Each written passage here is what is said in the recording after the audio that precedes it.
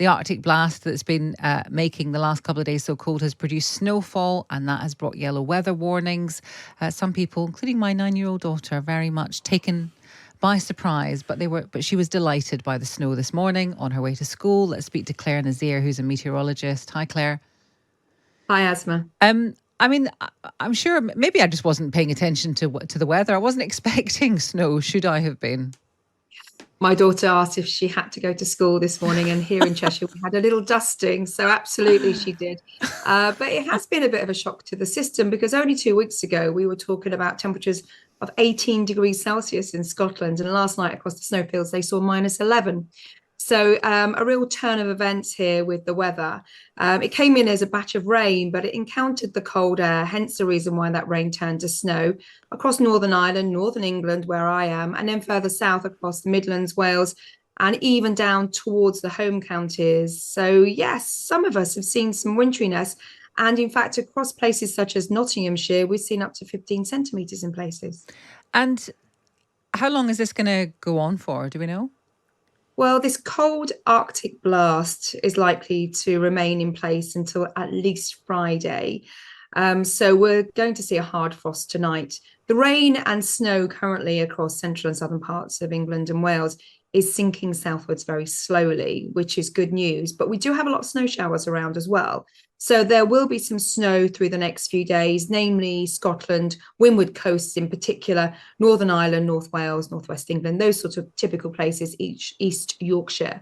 So some of us seeing, again, a sort of a feel of Christmas to come. But yes, we're still in autumn at the moment, and it's a bit of a mixed bag. It will change again at the weekend. And the disruption, I mean, it's the usual kind of disruption. I mean, we always wonder why, and I know people will say, well, why are we not prepared for this? You know, it is approaching, it might be autumn, it's approaching winter, it's going to get cold, it might snow.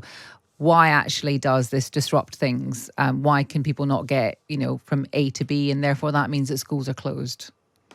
It's a real rare event, to be honest, seeing snow at this time of year, but snow at all over the last 18 months, we've seen relatively mild conditions and a heck of a lot of rain.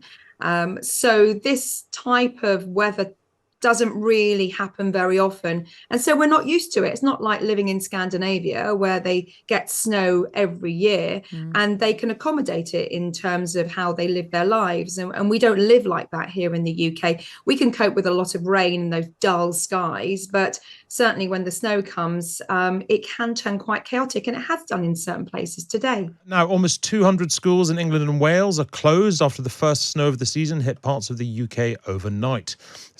Severe weather warnings have been issued for parts of Northern England and Scotland, and road and rail travellers are being told to expect disruption. Let's get the latest from Joe Wheeler, a meteorologist from Square Raindrop. Hello, Joe. Good afternoon to you. Well, yes, things were a little chaotic last night. We were looking at this area of low pressure that was coming in. In fact, it wasn't really an area of low pressure. It was a developing area of low pressure. And therefore, it was causing us some headaches in terms of the exact track that it would take. Now, it looked like it was going to come across Northern Ireland, into northwestern parts of England, and then hit all those favoured spots for cold weather, somewhere along the M62, kind of Sheffield, Harrogate, York, up to the North York moors. And it did. But then it sank southwards very quickly. So people in Oxford this morning woke up going, what's that?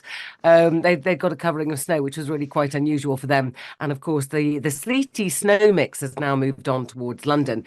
So this was the first alert of the season. And rightfully so, to be perfectly honest. We don't often see this kind of wintry weather in November. It will catch people out. We'd barely had a frost, let alone, ice on the roads, or the need to shift snow or anything like that. It was like a pretty instantaneous one-off that needed sorting out. All the schools closed, the roads closed. Well, I haven't really seen any snow depths which merit that, but, better to be safe than sorry, that's for sure. And there were many, many warnings out yesterday, not just from the Met Office, but those all stayed yellow.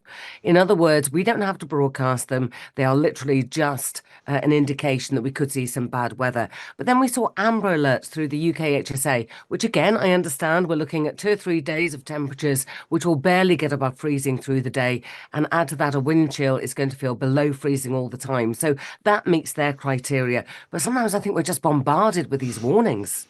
Joe, look, 2 quick questions then. Firstly, what is the difference between an area of low pressure and an area of developing low pressure? Is it just that it's getting lower, but it's not low yet?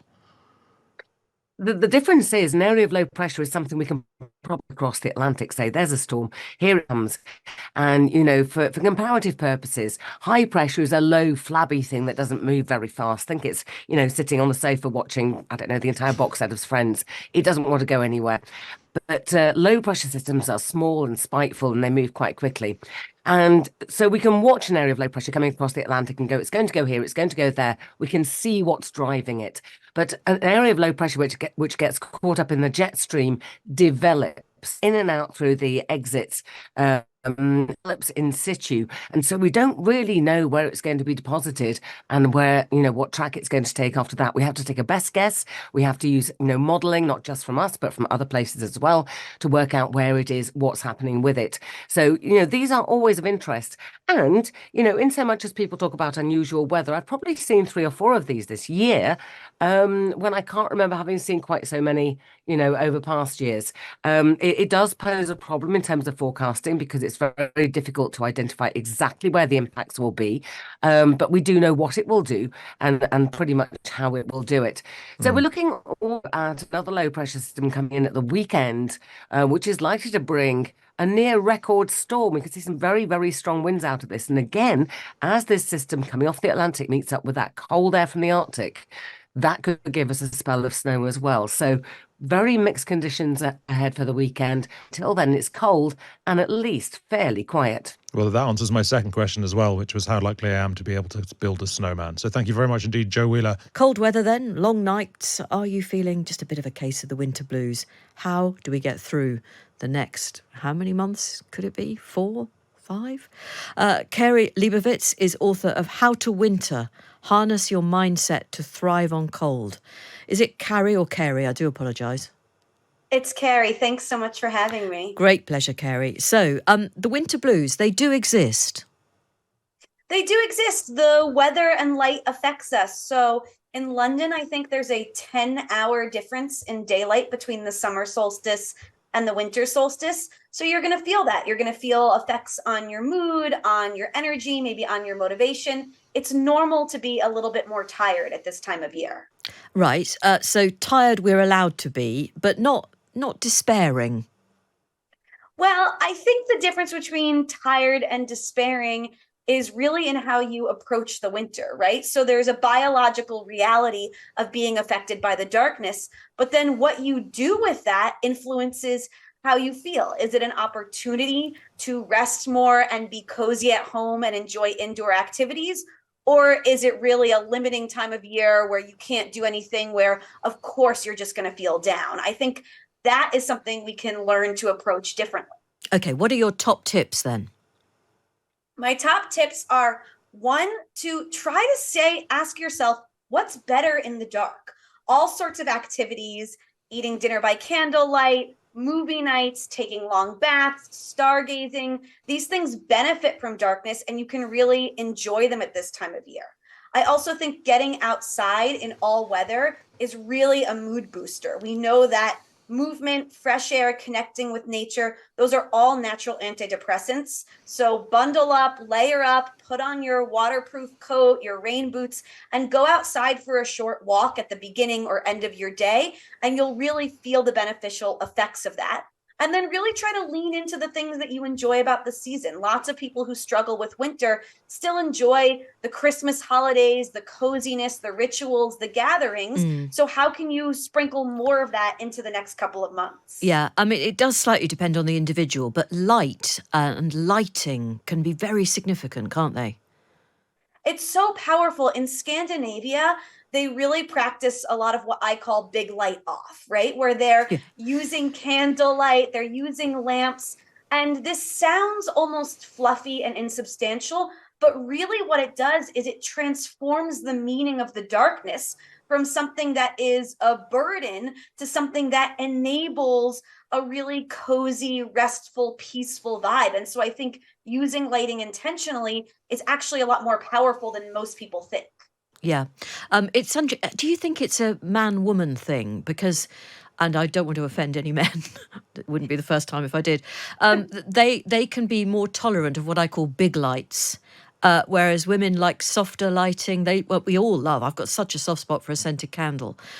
Is it one of the differences between the sexes, or is it purely just down to whatever it is that works for you?